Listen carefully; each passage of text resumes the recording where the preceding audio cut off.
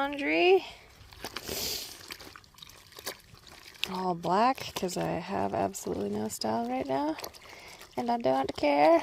So that's boiling hot water and I'm just boiling some more. And I use Dr. Bonner's for laundry. Well, for everything really. You can use this stuff for literally everything.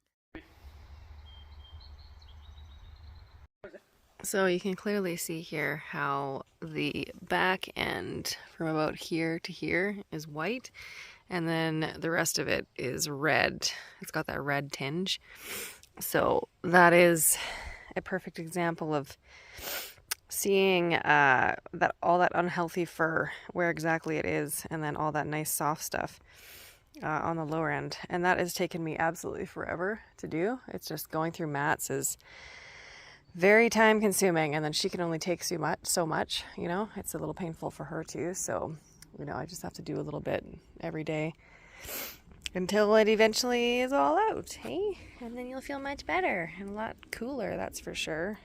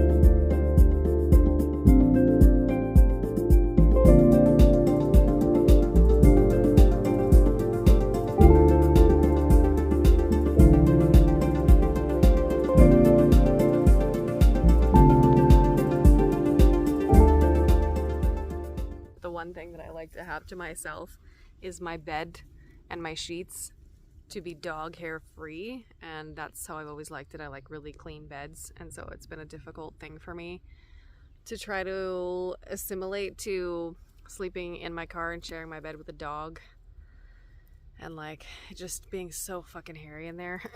So hairy. I got 2 dogs completely blowing out their coats. My campsite looks like it's just, there's dog hair covering the entire floor of my campsite, of most of it anyway. And just hair everywhere. Oh my God. So I have to shake out my blankets and my mattress and all that stuff, you know, if I want to have a nice hairless sleep. So I went out of my way to make everything more comfortable. I felt like I got a bit of a, you know, vibe now that I've stayed here a few days as to how I want things to be and where I like to chill and where the sun is and yada yada yada. So I made things more comfortable according to that. You're gonna get in the way. Nope, don't go that way. Don't go that way. Back up. Back up. Back up.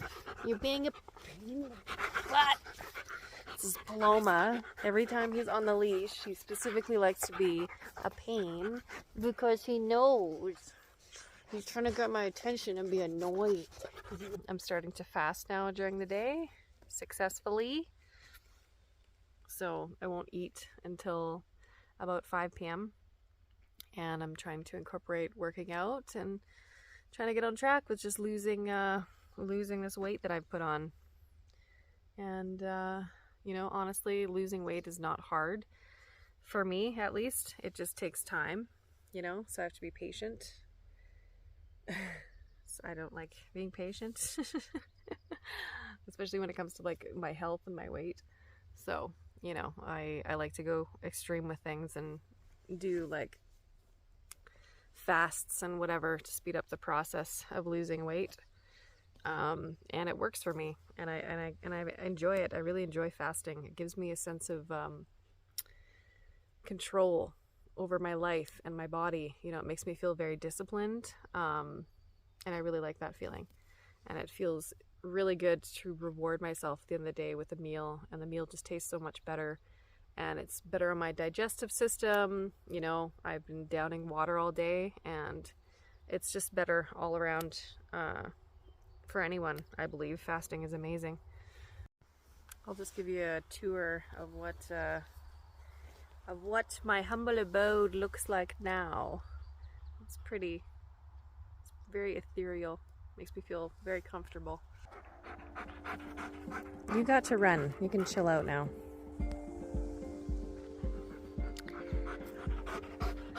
Leave me alone. So we got some nice, lovely linen curtains here.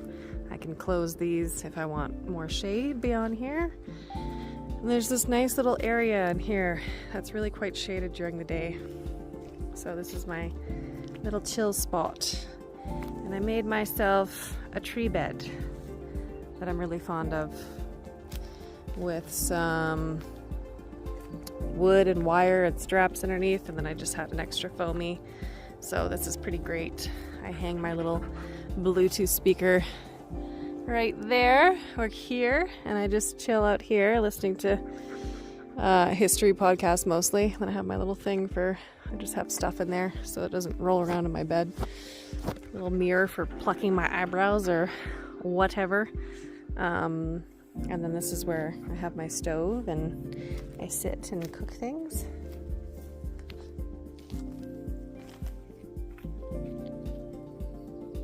Oh yes, and this is my shower. My new shower area. So it's just covered on both sides. I can just go in here, all nice and private. And here is my stuff. And then this over here is just my little rudimentary sink. So there's my laundry bin down there and my dish bin, and this is for washing my feet and my face and brushing my teeth, because I really like being clean, and it's so easy to get dirty when you're out here. I made a little moss basket for my soap and my scrubby thing for my nails, and a little mirror. And then I have a hammock over there. This is a really nice area for a hammock, I thought. And then, yeah, that's what it looks like from this side. So, I'm feeling very cozy here. I'm very happy. Very, very happy. Starting to feel at home with this place. You know, every day that I sleep out here, I feel like I'm getting better physically, mentally, emotionally, spiritually. I mean, I know that I am. And I know what a drastic transformation it's going to be by the end of the summer. Just being out here and living like this is, it's like night and day for me. You know, I can already see in my physical appearance, like, how different I look since, you know, the starting of being here. Like, I had so much inflammation when I first got here from stress, and like my skin looked different, and now I'm just looking healthier with every passing day. So let that be a testament. This is all you need. Look at that view. The mountains and all the hair. Look at all the dog hair. Now you can get a clear view of it. Okay, let me just put this into perspective, how much dog hair this is. Okay, like, lots of this is covered up by dirt now, but just, you know, all this hair here, this is how much hair there is. It's completely covering the ground. And Paloma has got entirely his winter coat blown out, so he's got his summer coat, and he looks nice and skinny without all that fur, and because he's eating way less, because he's just super active and less interested in it.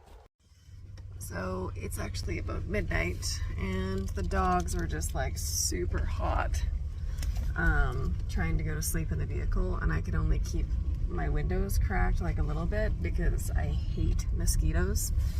I absolutely fucking loathe them.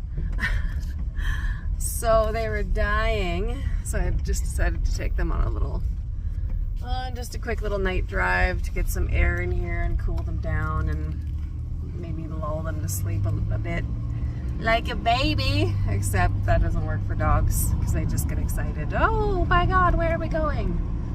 So, quick little drive. We're on our way back to the campsite now.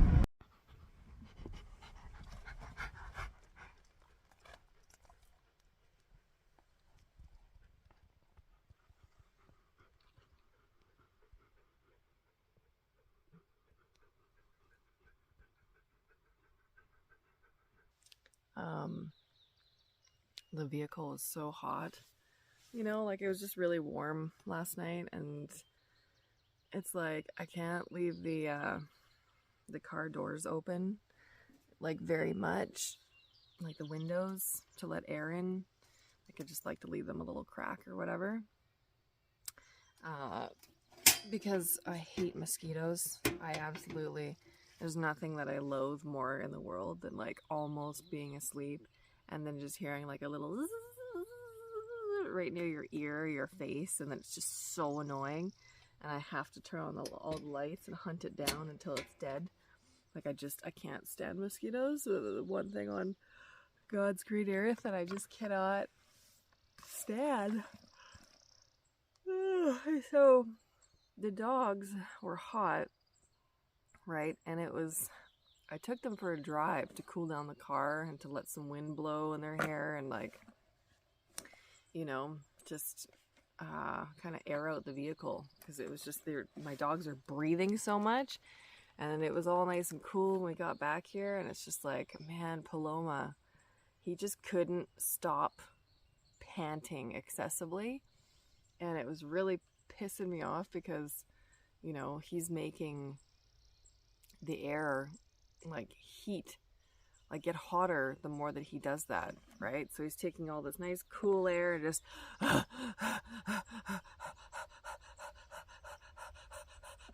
you know, and I'm like, Paloma, and he just would not lie down. He wouldn't put his head down. He just kept on panting like that. And then my other one started up, and it was just like all I could hear was just like it was just so annoying, and it was just getting so hot in the car again, all just stuffy all over again. It was just so annoying. They just would not settle, and so I was getting really irritated. I was starting to freak out a little bit. I was getting a little bit angry with them. So yeah, that sucked. I need to get like screens on my windows so I can open them up some more. I just can't stand bugs. I love bugs. Let me rephrase that. I cannot stand non-consensual bugs. Bugs that are on you without your consent. Bugs that are in your space without your consent. I think bugs are fascinating, but like, you know, when they land on you and you're like surprised, then no. Non-consensual bugs. Yeah, it's not okay. Other than that, I feel good. I just wish that sleeping wasn't so annoying. You know, once I get to sleep, like I have pretty solid sleeps in there, but it's like I have to mentally get past all of the dog hair from all three dogs in there, you know, and past the heat and the panting, and you know, my dogs are just way too in my space. You know, I don't like my dogs directly in my sleeping space. In a house, I let them sleep at the foot of the bed, right? But I'll only let a couple, not all three of them. And I never let my dogs sleep on my pillows or on my sheets, because I just don't allow their hair to get in under my sheet area. It drives me nuts. I don't want any hair on my pillows or anything, and now it's like just fucking hair everywhere. There's hair everywhere. I cannot escape it. I'm like sardined in a car with 3 huskies. There's fucking hair everywhere. So I'm having a mentally hard time getting past that. We have now transitioned to just black coffee and a much more basic diet. No sugar, no processed anything. No bread, no dairy. This is the way that I was used to eating when I was super healthy. Up in Smithers, and then it just all went out the fucking window when I lived in the city. My health just was so shit. I didn't care anymore. I felt so horrible being there. It was like ordering DoorDash every week, drinking my face off because I was fucking bored and hated it there. And pretty much all of my health just down the toilet there. So now I need to detox and get rid of all that shit and get my diet back to what I'm used to having. You big dork. You guys are knocking over the water.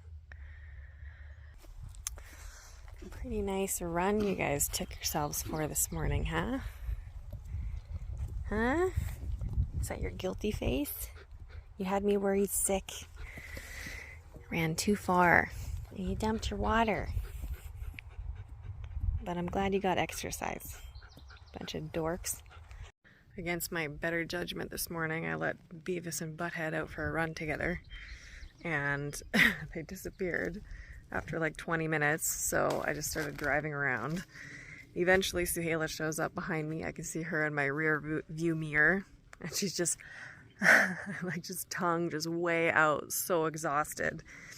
And then I'm driving and just worried sick because I'm calling everywhere for Paloma and I can't find him.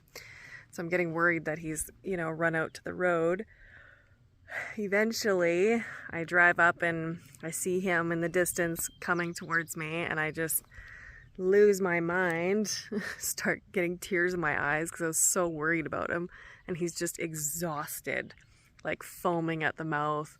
And I get down real low, no, my baby. He just like passes out on the dirt road, and I just scoop him up, and he's just exhausted. So I don't know what the hell they got into, but against my better judgment, I knew that they were going to get into trouble together because they're both just chock full of energy, and they feed off of each other. All my dogs feed off each other, and whoever is the eldest and who I'm letting off leash usually leads the way, is the bad influence, so it goes. Suhaila, the middle one, is the oldest, and then her daughter is Mayana right there, and then Mayana's son is Paloma back there, right? So if I let Mayana and Paloma off leash, Mayana's the instigator and Paloma will follow.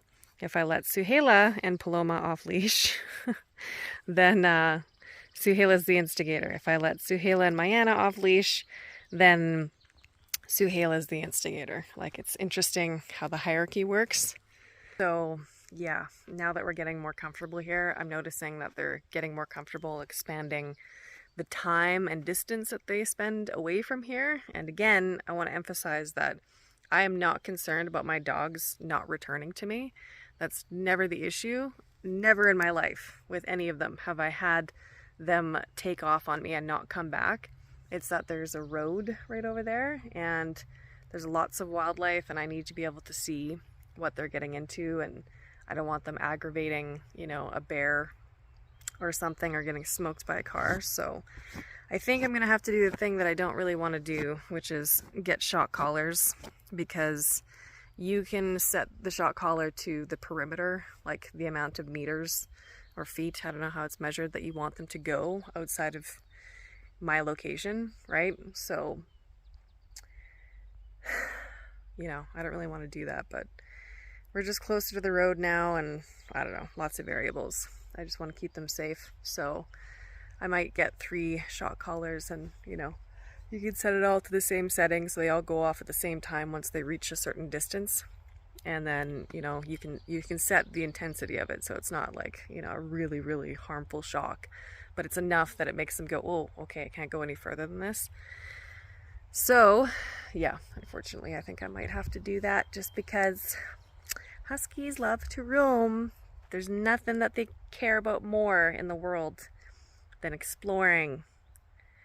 And when they're not on a sled, which is, you know, what they're used to and what they're bred for, it's in their genes to run, run, run, run, run and explore. You know, that's what they do. When you don't have that kind of outlet for them, they need to be contained in some way because they will roam far, you know, regardless of coming back. And it's not always safe when I don't have eyes on them. So, and yes, I know my dogs' names are a little extravagant, and they're all 3 syllables and they all end in A, just like my name. And that was completely unintentional. And every single time that I named them, it was completely unintentional that it was all 3 syllables and they all end in A. Like, I just chose a name that I thought I really liked for the dog, and then it just so happened that we all have, you know, my name is Marita, Suhila, Mayana, and Paloma. I don't like basic names for dogs. I don't know, the amount of value that I put into them, I really do treat them like individuals and equals, and they deserve cool names, you know, not fucking Stacy or Rover or Richard or, you know, whatever other dumb names people name their pets.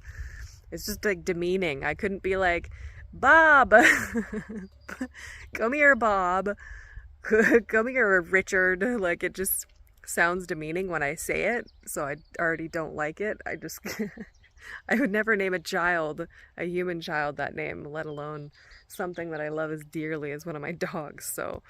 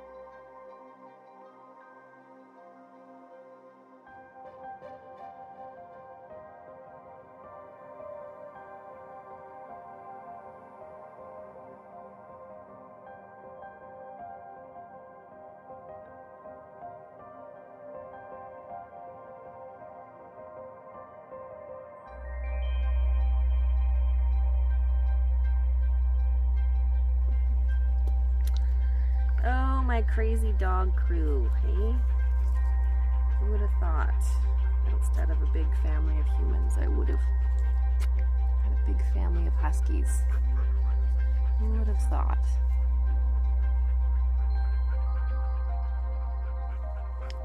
Getting yourself all tangled up again, I see, Paloma.